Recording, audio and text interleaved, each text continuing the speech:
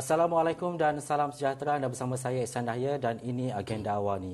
Dalam Belanjawan 2021, peruntukan yang besar dalam sejarah negara diberikan. Tetapi, adakah nilai besar ini dapat dipandang ataupun dapat dirasai dengan nilai yang sama oleh masyarakat dan juga pengguna seluruh Malaysia? Ini perkara penting untuk kita merealisasikan Belanjawan 2021 agar segala yang dirancang pelaksanaannya dapat dicapai. Masih lagi dibahaskan di Dewan Rakyat dan pastinya Belanjawan 2021 memberi penekanan yang khusus kepada kementerian-kementerian yang ada di Malaysia. Jadi bersama saya hari ini dari World Trade Center Kuala Lumpur adalah Datuk Seri Alexander Nathalinggi, Menteri Perdagangan Dalam Negeri dan Hal Ehwal Pengguna. Hello, Assalamualaikum dan selamat sejahtera saya ucapkan kepada Datuk Seri. Terima kasih kerana bersama dengan Syawani. Terima kasih. Saya sebelum ini berjumpa Datuk Seri di Kapit. Ya. Rindu akan Kapit. Lama Ya. saya tidak ke sana. Tapi disebabkan COVID, pastinya ini antara cabaran besar untuk rakyat Malaysia khususnya, terutamanya Datuk Seri. Tapi melihat kepada selepas pembentangan Belanjawan 2021, bagaimana Datuk Seri melihat kepada Belanjawan kali ini? Belanjawan yang telah dibentang kali ini adalah belanjawan yang dikatakan luar biasa. Kerana dari segi jumlahnya dia jauh meningkat daripada tahun 2020 ini. Yang untuk tahun 2021 ini belanjawan yang dibentang adalah untuk sebanyak 322 bilion ataupun 322.5 bilion. Ini jauh meningkat daripada tahun 2020 ini yang hanya 297 bilion. Jadi mengapa?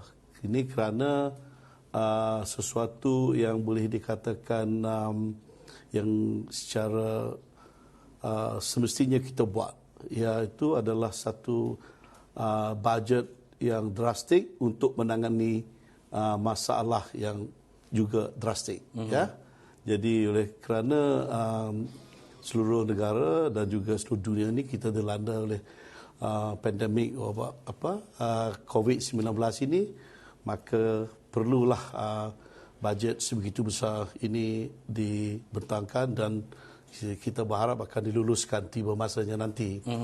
Kerana keperluannya memang ada.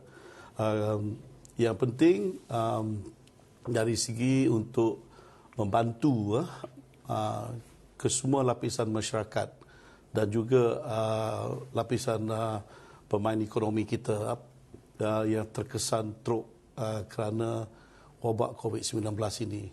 Dari segi sudut rakyat ni, bantuan-bantuan keuangan daripada tunai dan sebagainya dan juga program-program yang menggunakan belanja yang besar diperlukan.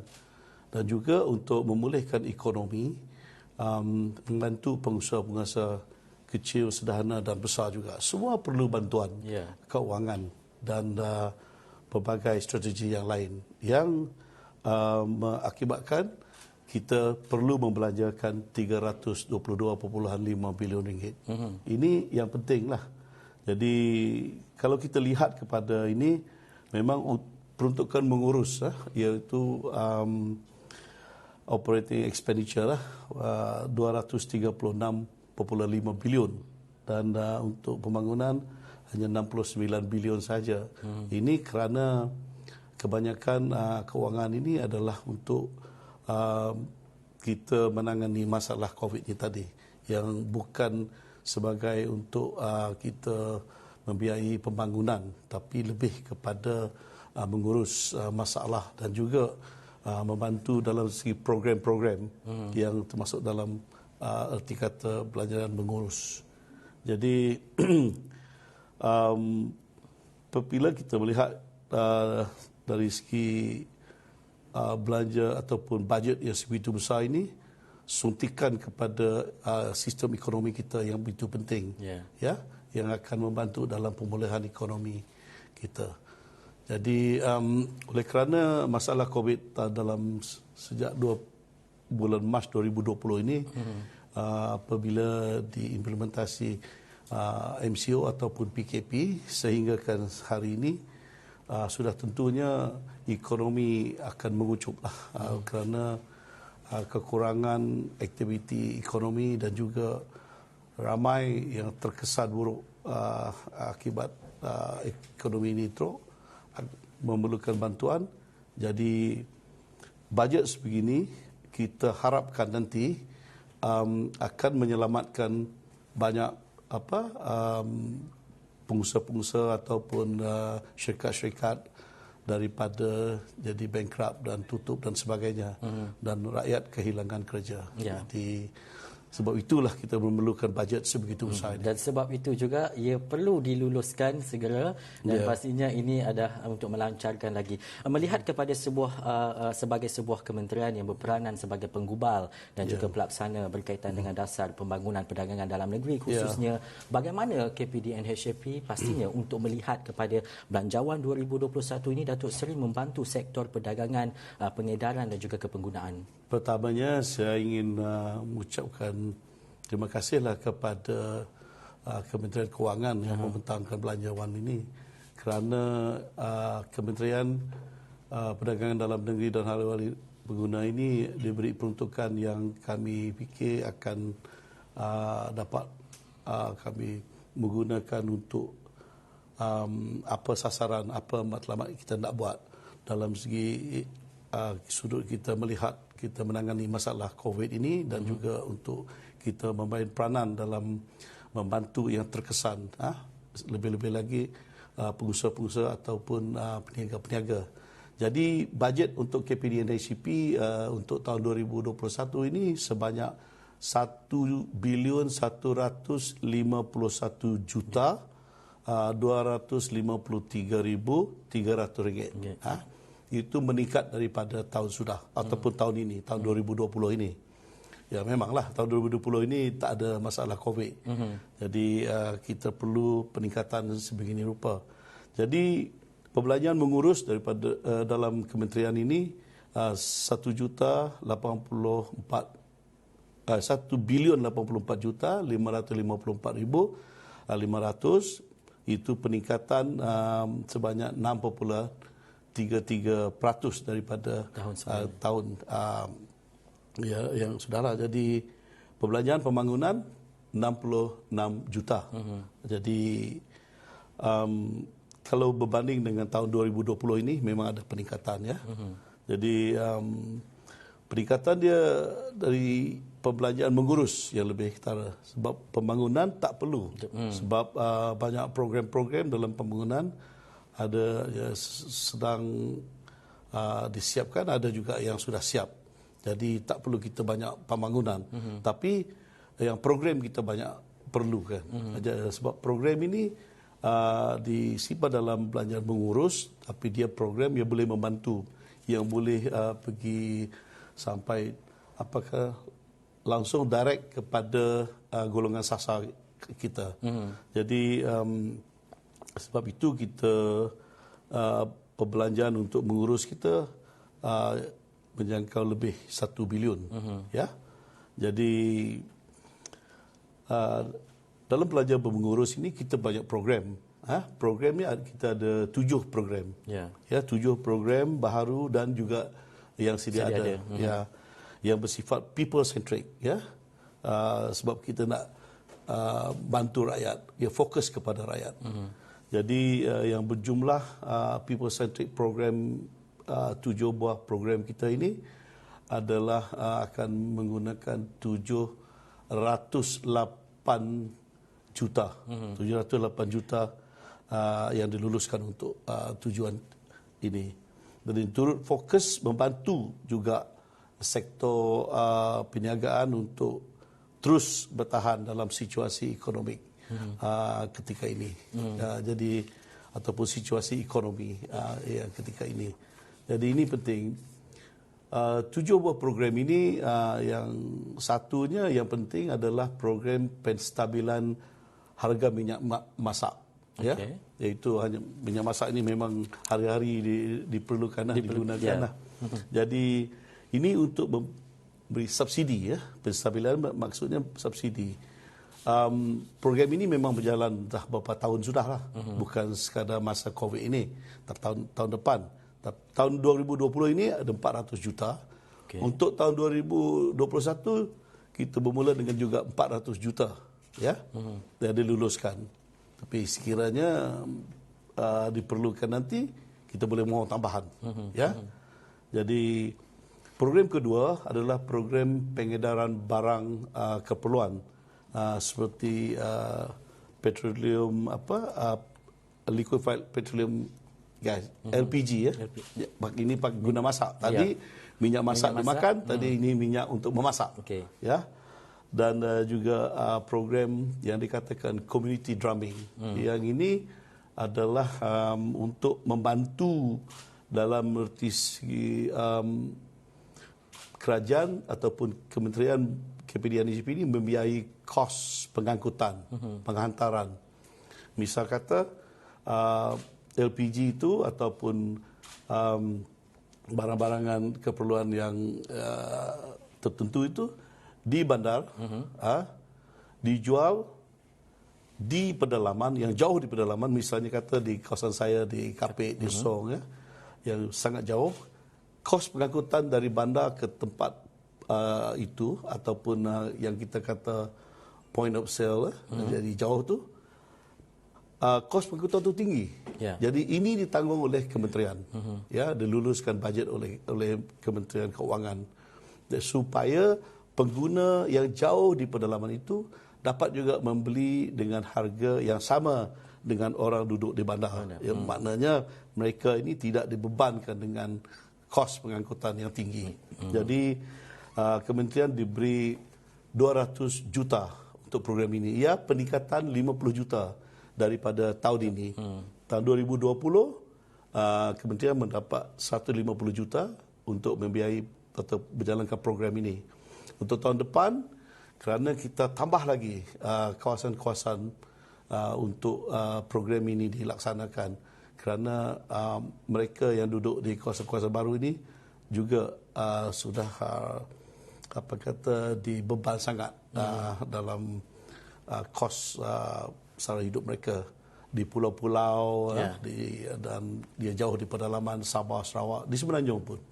Jadi baiklah kerajaan prihatin ini memberi kelulusan untuk kementerian ini menambahkan kawasan-kawasan baru dan juga meneruskan program ini yang diberi 200 juta peruntukan untuk tahun depan.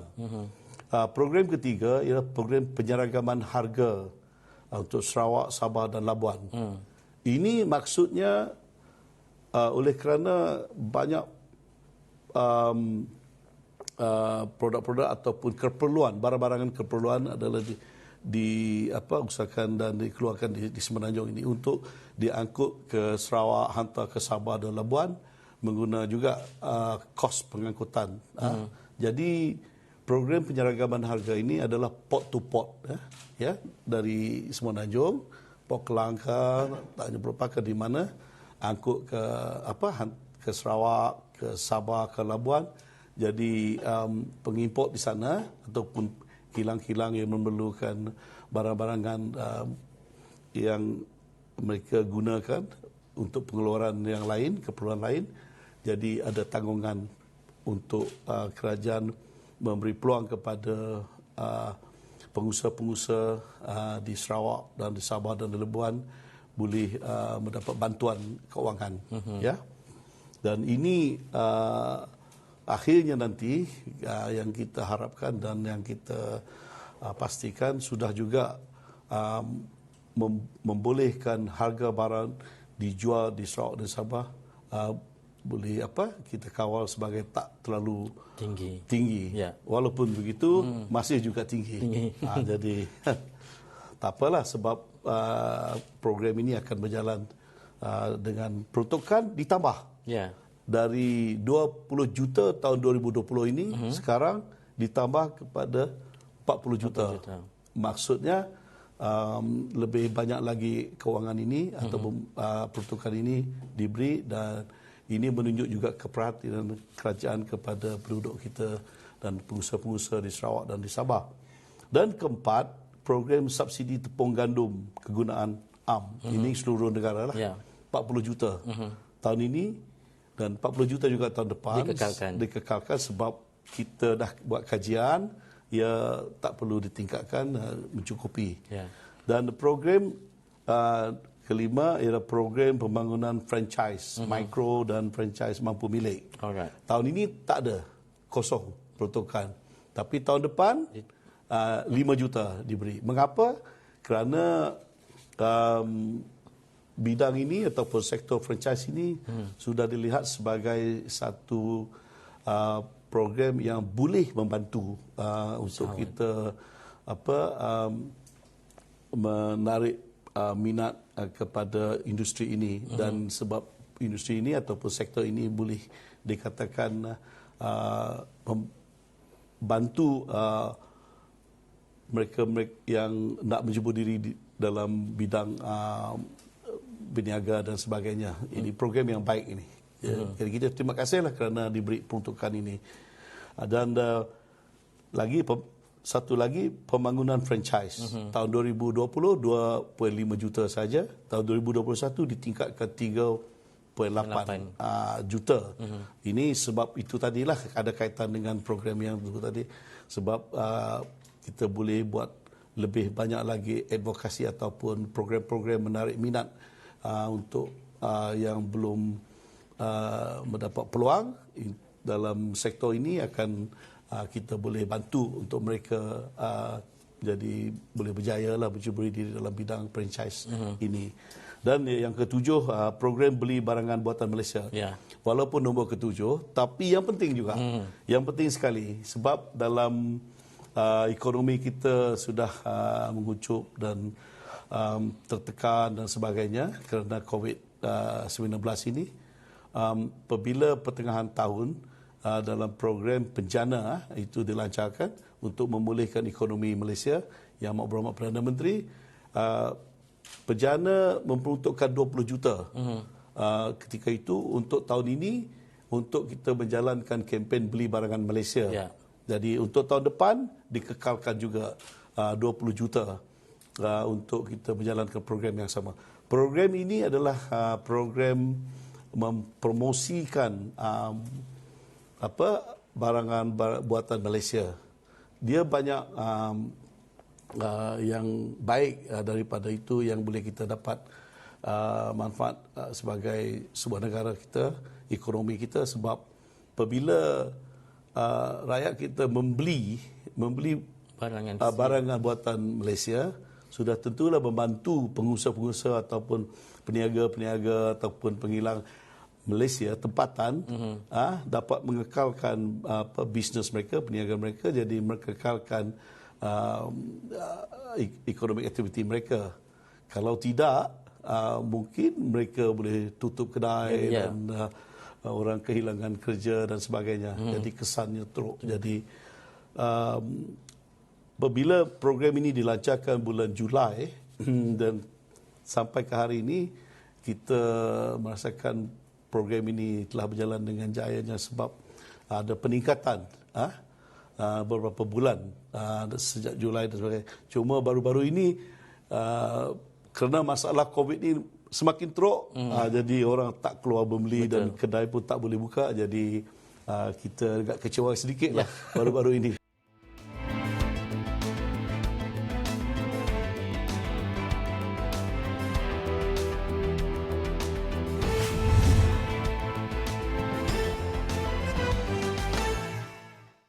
Kita kena menyokong Datuk Seri 100% kempen beli barangan buatan Malaysia ini. Tetapi daripada 7 inisiatif, 7 perkara dan juga program yang dinyatakan oleh Datuk Seri tadi, ini membawa kepada respon dan juga kuasa pembelian pengguna itu sendiri. Melihat kepada situasi keadaan semasa COVID-19 ini, bagaimana kementerian respon kepada kesan perbelanjaan pengguna setakat ini? Ya, memanglah pada mulanya kementerian sedar keresahan rakyat apabila ada PKP dari bulan Mac dan sejak bulan Mac lah. Jadi economic activity berkurangan dan sebagainya, orang hilang kerja, walaupun ada yang beralih kepada online business dan sebagainya, tapi masih lagi ramai yang kehilangan punca pendapatan mereka dan perniagaan pun terkesan, ada yang tutup, ada yang memang tak ada untung dan sebagainya. Jadi purchasing power kuasa beli ni mengucup sangat. Jadi itu beri kesan buruk kepada ekonomi kita lah. Jadi oleh kerana kementerian akan masalah itu, sebab itulah tadi peringkat kami di kementerian memikirkan apa sepatutnya kita buat. Jadi yang penting tadi adalah kempen beli barangan Malaysia lah. Kempen beli barangan Malaysia ni banyak peranan, banyak sebabnya kita mesti menjayakan program ini untuk kita nak menggerak semula sektor perujitan ini. Ya. Jadi apabila rakyat risau dengan harga barang, perkhidmatan dan yuran naik masa PKP ini, apa kita buat? Nombor satu, kita yakinkan mereka. Nombor satu, kita yakinkan mereka supaya tidak ada panic buying. Maknanya kita yakinkan rakyat jangan risau.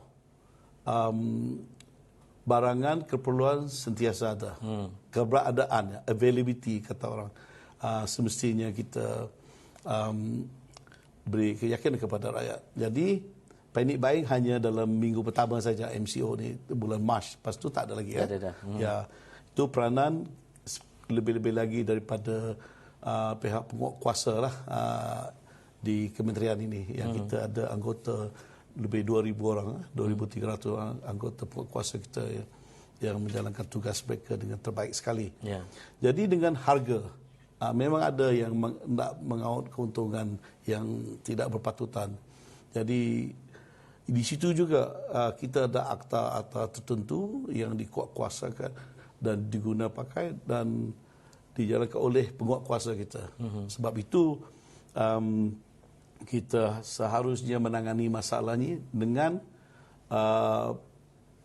satu, kita buat advokasi, beritahu kepada rakyat jangan buat ini, jangan buat itu tak boleh. Tapi itu tak mencukupi. Ada yang berbuat bersalah tu, kita seharusnya tangkap mereka. Kita buat pemantauan, kita buat penyiasatan. Selepas kita siasat, kalau dapati bersalah, kita buat compound, kita dendakan mereka.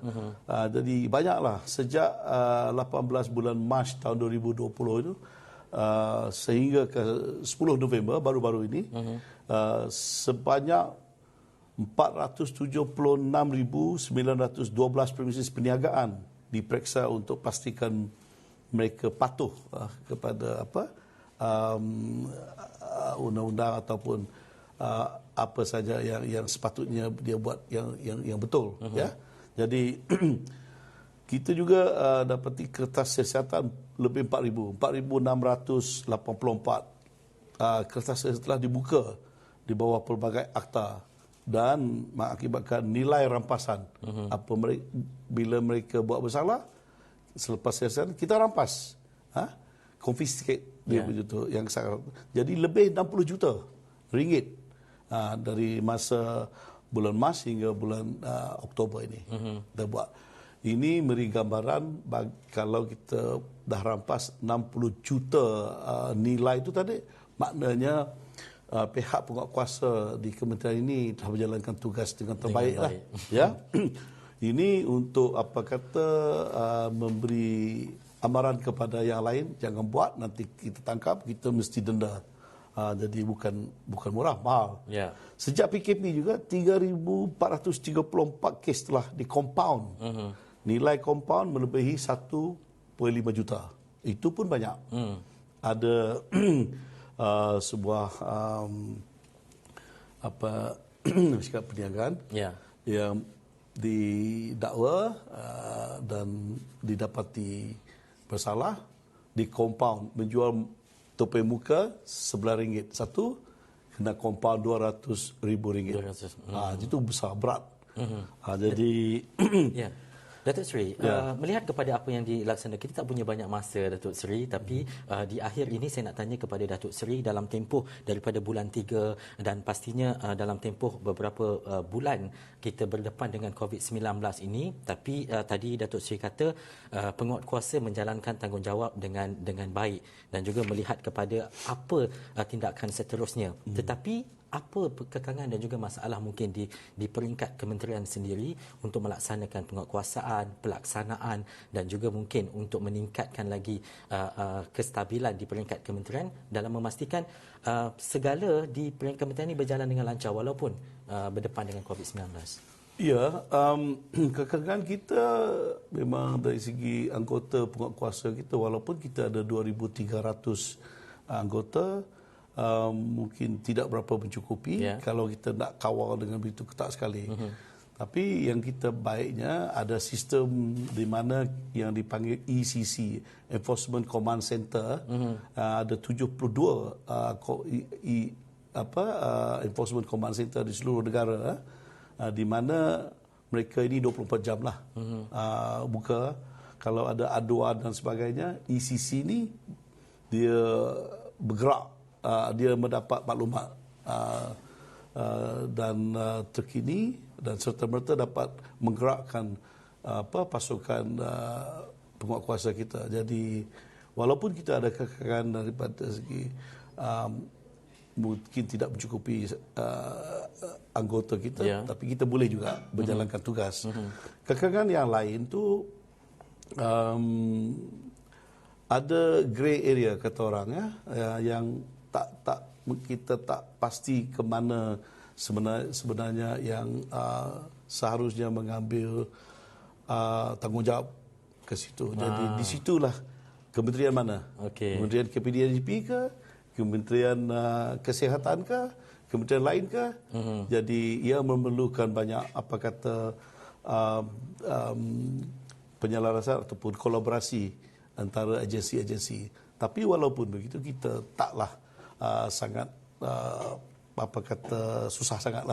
Tapi jadi, tetap melaksanakan dengan baik. Ya, dengan baik. Saya rasa kalau saya nak bercakap berkaitan dengan Kementerian Perdagangan Dalam Negeri dan Hak Ehwal Pengguna, terutamanya dengan Datuk Seri, kita perlu waktu dan juga tempoh yang panjang. Tapi untuk agenda awal ini, itu saja masa yang kita ada bersama dengan Datuk Seri. Terima kasih kepada Datuk Seri kerana bersama dengan kami. Itu tadi Datuk Seri Alexander Nathalinggi, Menteri Perdagangan Dalam Negeri dan Hak Ehwal Pengguna. Pastinya anda percaya apa yang disebut oleh Datuk Seri tadi, bahawa adanya kesamarataan dalam harga barang dan juga dalam tempoh COVID-19 ini, KPDNHJP sentiasa memastikan apa yang termaktub dalam Belanjawan 2021 nanti akan dilaksanakan sebaik mungkin. Bukan sahaja untuk kementerian tetapi khususnya untuk masyarakat dan juga rakyat Malaysia. Terima kasih kepada Datuk Seri, terima kasih kepada anda yang menonton. Saya Ihsan Dahaya, ini Agenda Awal ni. Assalamualaikum.